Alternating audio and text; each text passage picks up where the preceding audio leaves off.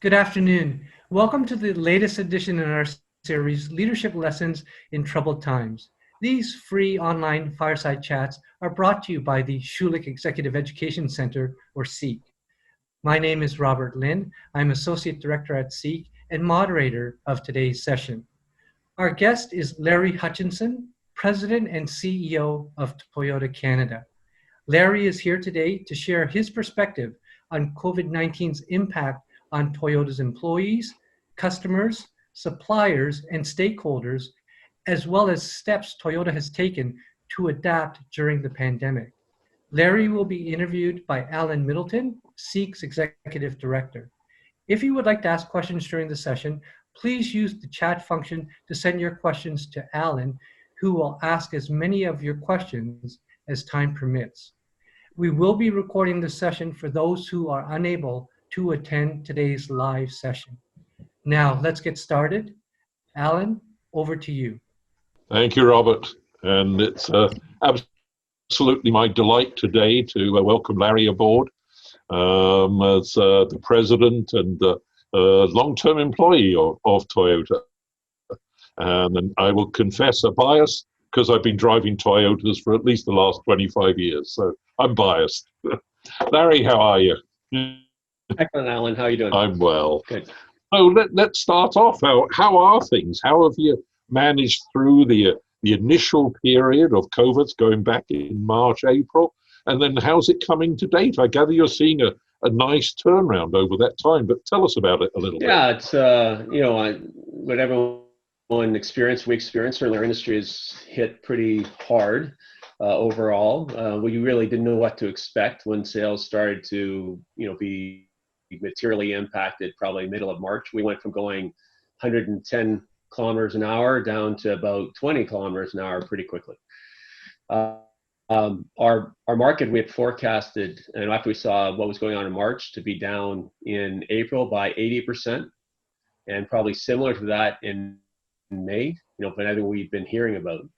And actually, we exceeded our April was better than we thought. We ended up down about 70%, so about 10% difference, which is a lot.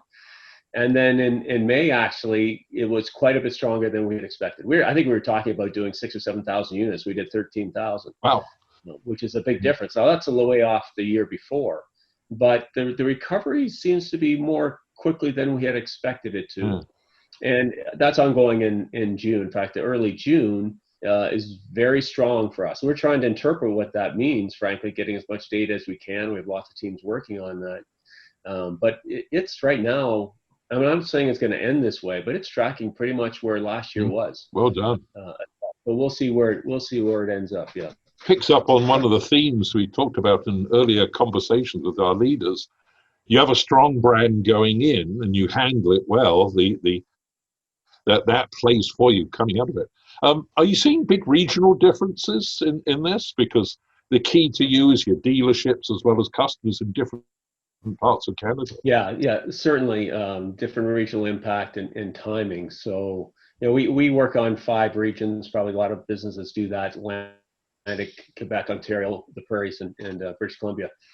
And in line with how the experience was in COVID, across those regions, just like in other parts of the world, you saw, things happen more quickly. Then those markets starting to get out of it more quickly. Buyer and so guest and customer buyer reactions being different based on the messages that they were getting in their own province. We sit here in Toronto, we hear one story, but you really have to be listening to stories from across the country, and you get listening all over to really know, because you talk to a dealer or a group of dealers in Alberta, it's a very different mindset than a group of dealers in Quebec when Quebec's all shut down. So Prairie and Pacific were ahead of it. I would say they were probably, their recovery was running 2 to 4 weeks ahead of the rest. And then it really just rolled out as dealerships were allowed to open up across the country inappropriately. I mean, governments have done what they need to do, and that's for sure. We have no problem with that at all. But you see that as it's picking up. But it's not just the opening. A big part of it is understanding what the consumer mindset is. What's right, and then how do they feel about it as well. And and taking the right action in line with each not just the rules, but the belief or the feeling that customers have across the country by region. Yeah, it's really important. And part of your national communication activity was about them building the relationship with the consumer, saying, yeah, we know what's going on. But a lot of your activity is regional because of your dealership setup. So yeah, you were able to react on a regional basis. Yeah, definitely. Very important. And, you mentioned, a strong brand, and we believe our brand, not that we believe, I mean, we do believe, but our brand metrics do show us in a very favorable position from a, belief in what we believe in, and strong affinity with the brand and respect for the brand. And it's really important that we maintain that at all times, and that we take appropriate action. So we did a lot of things, really just to support our loyal customers initially. And then, we created a roadmap of different phases. I think there was 4 different phases, 3 or 4 different phases. Support the customer first of all, or help the customer, then support them, then be ready for them, when they're ready, and then actually to market to them from a sales point of view. And really, we're not even at that stage yet. But the key of that is that, like we talked about, those 5 different regions being at different places, and then have measurement daily. And that's a beautiful thing about a lot of advertising today. It's all digital, and you get instant feedback. Exactly. Yeah. So, if our message was wrong, if we, weren't providing the customers and guests in a region with what they needed from us, then we're able to change it very quickly. And we always stay on the conservative side of the measurement, and that's just our culture. But I think it's important, and I think our brand has, in our measurements, has continued to be respected as it had been. I don't think we've done anything untoward at all. Yeah. As you went through this period and started thinking about the recovery, so all our previous leaders have talked about you need to work on the present, but also do with a viewpoint on the future.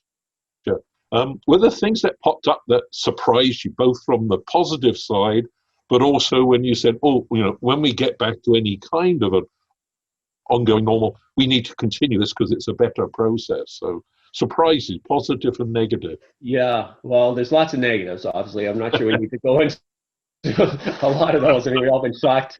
We all think we're ready for all our recovery planning and disaster planning and all those kinds of things. So I think we realize, probably anyway, in our situation, I don't know about other people's situation, you realize that they could be a little more robust than they were. And but the learning, there's lots of learnings. And the first, and I think you hear this everywhere, is that, what is work from home, and how effective is work from home, and how possible is work from home. So I think we've had a lot of learnings about that. We've done a lot of surveying, and we try to stay very close to our team members and associates. And we've had a lot of huge communication back and forth with them. And we certainly put their safety first. And to understand how they feel about that. So a lot of good learning about, work from home is good, but there are things you lose. The connection, collaboration, sense of family, those types of things. That doesn't mean you have to work full time at the office either. So I think there's a compromise or combination. I think we will do a lot of soul searching about that over the next 6 months as to what our future does hold longer term. So I think that's good learning. I think understanding how you can break silos down has also been good. And we've seen lots of silos break down, which we've been trying to do in the organization anyway. But when it's almost like if you move towards a project-based work method, instead of a process-based, it brings people together naturally. And we have great people, we really do. And that's one thing it's reinforced to me, the importance of having really good people that are engaged. Our teams are great, but they just grabbed on, and they work, cross-functionally, digitally. There's no one in the office. We were working from home. There's a handful of people. We used to have 600. We'd have 20 today. But I know that those were learnings. And then a challenge for us, and I challenged our management committee again this morning. We have a daily meeting on the management committee. Is what are we going to take away? What have we learned to make us better? Because my challenge, our challenge, the corporate challenge internationally, is to come out better than we were going into it. Come out stronger. Whatever the new norm for us, it should be a better norm, right? So that we're looking forward to that and applying it. You also mentioned when we were chatting about the importance of that communication regularity with your dealership group as well. Really critical. And I think, because the automotive industry, that is such a critical part of distribution systems, but it's a lesson to a lot of industries that may not have that tight relationship with their direct customer, but need to step it up. You talk a little bit about how you did the communication with your dealerships going through these times. Yeah. We're only as good as our dealer partners are. We don't deal with our customers directly, our end customers. So our direct customers are the dealership for sure. So we believe what we call something that's born in our DNA. It's called Genji Gibutsu, as you're probably aware, right? Which is go to the Gemba, go to where things happen. So see with your own eyes and understand really what's going on the shop floor, the showroom floor with the customer. And I certainly don't have the ability to do that personally today, but normally our dealers really are our eyes to our consumer. So we had daily calls with what we call our dealer council, so elected representatives, the chair and vice chair, and both our brands daily. From when this happened mid-March for a month, we had daily calls with them, and then once a week we had the complete dealer council, which would be 15 members on one brand and 5 members on the Lexus brand, in which give them a more fulsome update of everything we're seeing and hearing from them everything that they're seeing and experiencing. And the key to that was, for us to be successful through this and to continue to support them was have them prioritize for us what needed to be worked on. Yeah. We had ideas of what needed to be worked on, what they needed, what kind of support they needed. But we really allowed them to prioritize with us where we should spend our effort. We had lots of people wanting to do stuff, right, and get going. But we really needed to hear from them as to what was important. And that's just going back to the Gemba or the source down the floor. What's going on? What do you really need? And because of that, we provided a vast amount of information of updated process. Very quickly, we looked at our service process as an example. And how do you make it touchless? And then give that to the dealer so they can service customers appropriately and safely and keep their associates safe. And that's a tricky thing for dealership to do individually. Some bigger dealer groups, yes, but small dealers, those kinds of all that, because they're getting hit by every direction, right? So we provided a lot of information, and with great work by our teams but our dealers as well. Very important. One of the things that the dealerships and indeed Toyota in general has recognized is the importance of community relations and the community engagement in their areas. Can you talk a bit about some of the things you did in that area? Yeah, because you were quite active in reaching out. Yeah, we've tried to be very active. There's a couple things along there. Within Canada, we're the biggest manufacturer of vehicles today. We consider ourselves to be a Canadian company, and we support the economy, but the economy supports us, and Canada supports us as well. As our own DNA, there were things we needed to do at a number of different levels. So there's things we wanted to do in our own little community. So where our head offices, where our zone offices are, we gave to food banks, we matched employees, get donations as well. Those things that you'd be expected to do.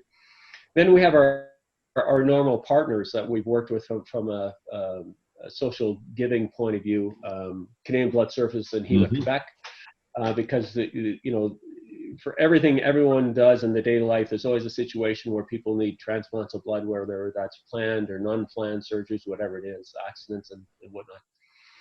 So we made a substantial amount of money of advertising available to both those organizations, over $1 million, to make sure that they continue to do what they need to do. Because at the same time this COVID thing was going on, there was still a need for blood donation, right? And that became very difficult for people to get their head around doing that at that time. So because a lot of those operations and accidents still happened and needed to be continued. So we did that. But when we got looking at the dealerships, and our dealerships do a great job anyway supporting the communities, we said, how do we help Canadians that need help? How do we go further? And we really, in line with our belief of the importance of our dealership role, so we provided the dealership a matching program as well.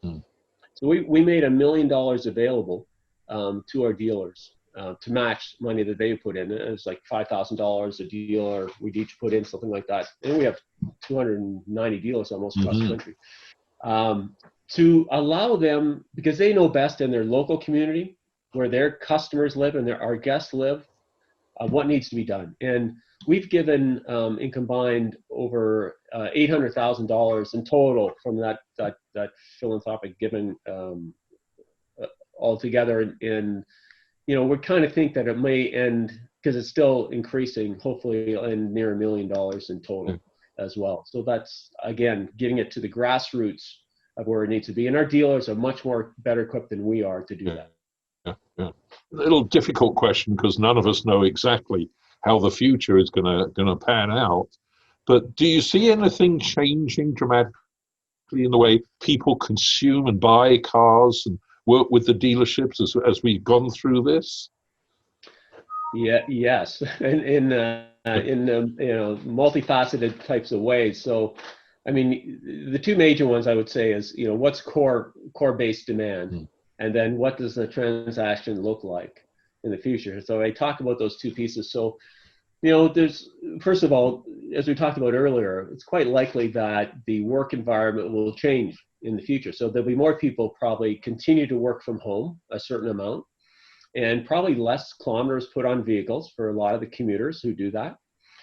So there could be less vehicle usage, which could create less vehicle demand. On the other side of the coin, though, is there's a lot less acceptance to people to do ride sharing today.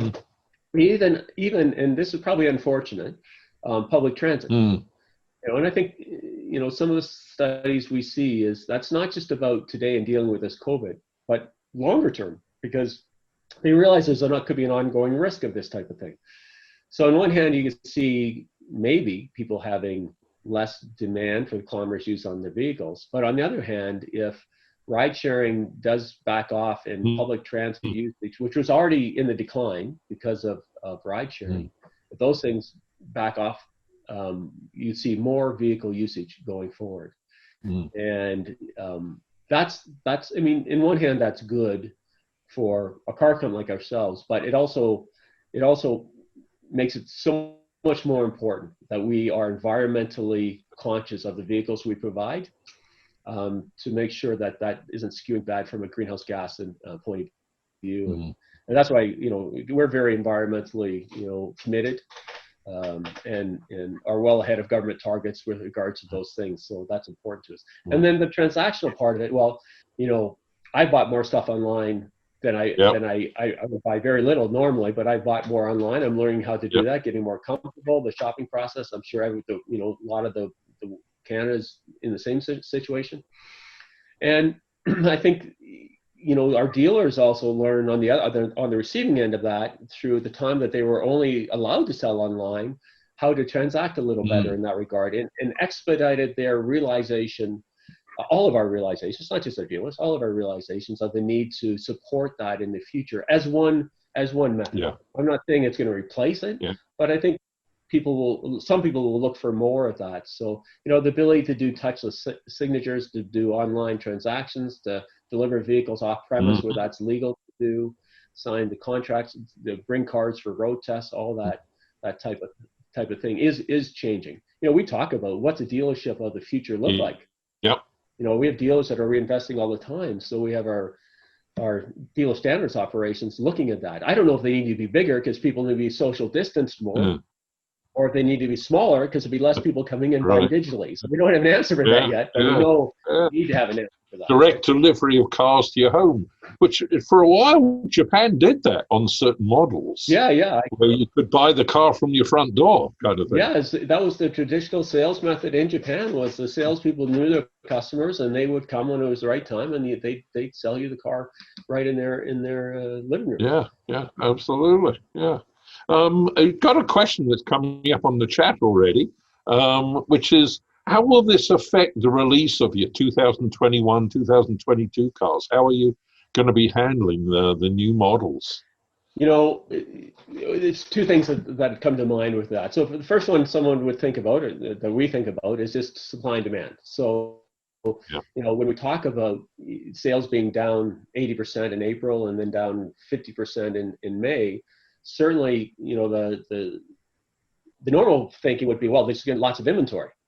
right? So they're going to have to clear out inventory, so it's going to delay the new model. But the reality is the plants were shut down for 2 months. Yeah. And we haven't lost 2 months of sales. So we're actually looking at more of a shortage situation going forward than an oversupply. So we certainly wouldn't delay for that reason. But there are some vehicles that, not kind of our ongoing vehicles, but that vehicles that have had either a major change coming or a new introduction. A couple of those that have been delayed, either because of the inability to do construction at a new plant, as an example. So we have a new plant we're building in Alabama. So that's been delayed, the construction of it, for 6 weeks. So that vehicle is just going to be a little later than we expected next year. And then a couple of small models, but nothing of major delay on an ongoing basis so far. Yeah.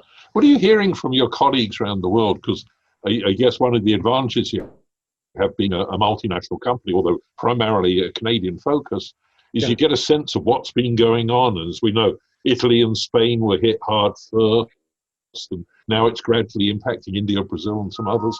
How's that worldwide connection been for you, and how have you managed to use that? Yeah, there's a lot of a lot of different ways. We have called like a global knowledge center, where there's an actual sharing of best practices rigorously as part of the system that's out there that Toyota has worldwide. And then there's a lot of data and information sharing just generally in a business sense. So, I mean, I think the first part was understanding. We were getting reports really quickly about the impact in other countries based on when the virus came and what the bells looked like, the curves looked like, to give us a better understanding what it might look like here. Because really, we had no idea. But fortunately, Canada wasn't the first country, from a sequence point of view. But so that gave us some indication of those types of things and what the sales hit could be as well.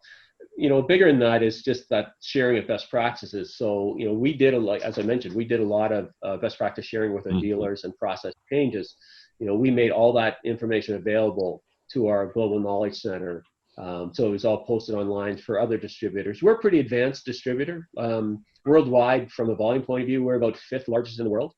It's quite the thing, because China, United States, and Japan are all really big. Then after that, there's I guess there's 2 other ones that are ahead of us, and then it's us. And okay. Australia. So we're a pretty big distributor and pretty advanced, really. But that could help a lot of other distributors as well, Toyota distributors around the world, to get ideas. It's nice to have that network. Excellent. We have a question here from Deirdre. Did you have to change your sourcing strategy during COVID, and how will you think the global procurement economy will look to Toyota as we come back out of it? Yeah.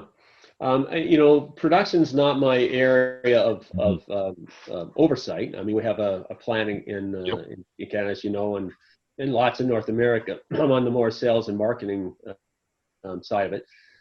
But, from what I understand internally, and we get daily reports. We have, the complexity of building cars. I always say, to me, when I go to a plant, you see what the car business is all about. The complexity is unbelievable. This is unbelievable. And I have my hats off to those people that can make all that happen.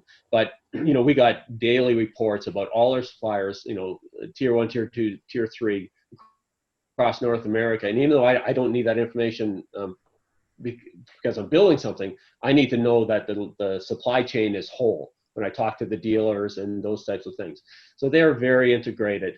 And anytime there was something pop up, we actually go work with our suppliers to help them get over their issues and help them bring best practices in, because just like some of our smaller dealers, some of the suppliers are smaller and they need help in those types of areas.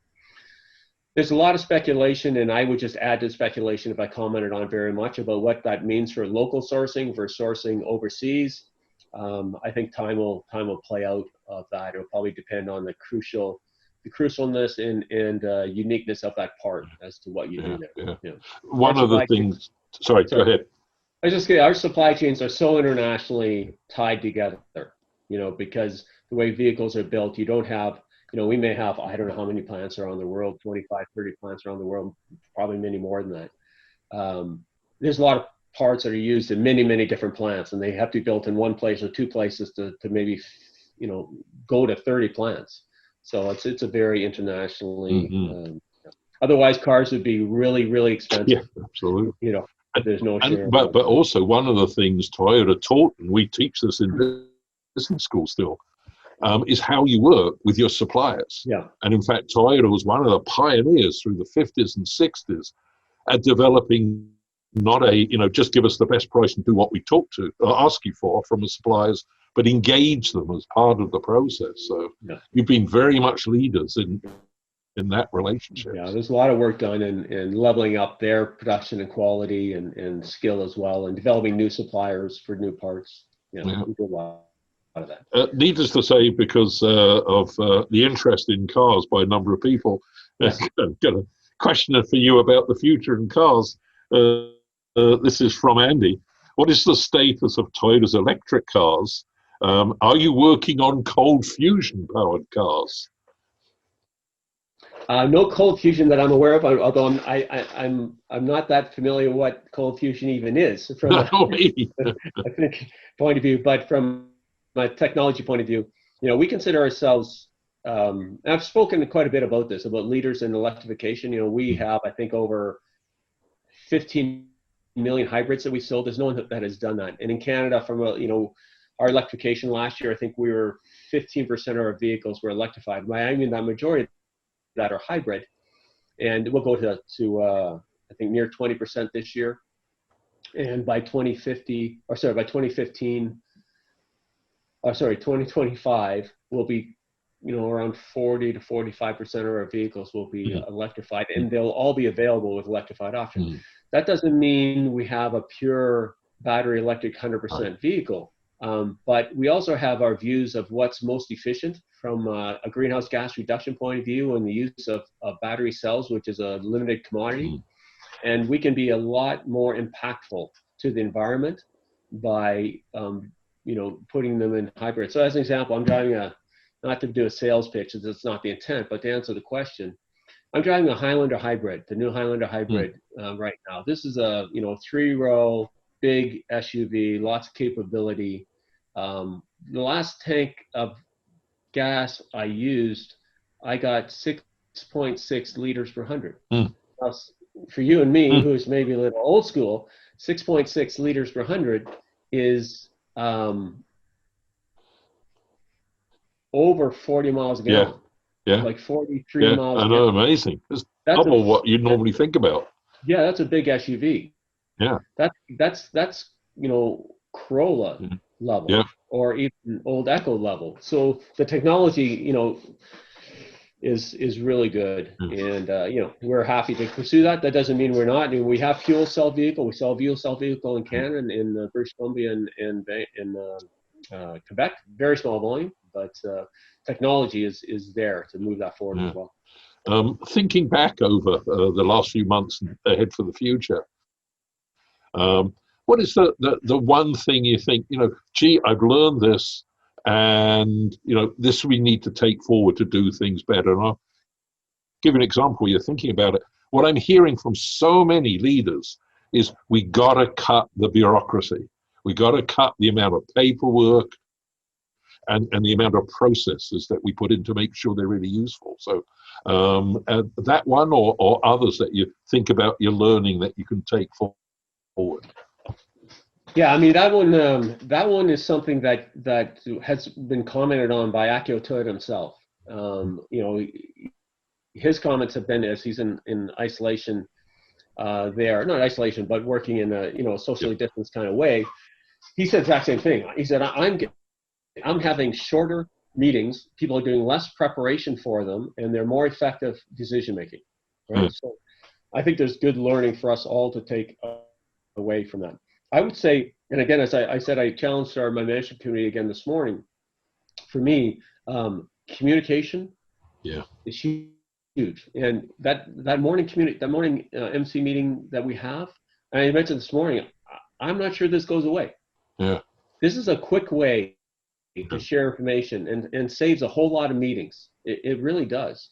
So I think the communication and the silos. So that thing of working in groups, forgetting about your structure, working in cross-functional groups, just to get, here's a problem, go fix the problem, has a lot of a lot of appeal, I think. You said one more thing, Larry, that I want to sort of end on, which is that when you were having the dealer meetings, because they're close to their customers, you were listening strongly to if they had ideas that maybe run counter to what you were thinking, but you could make the change. In other words, you're getting a strong relationship between the front line and your decision making.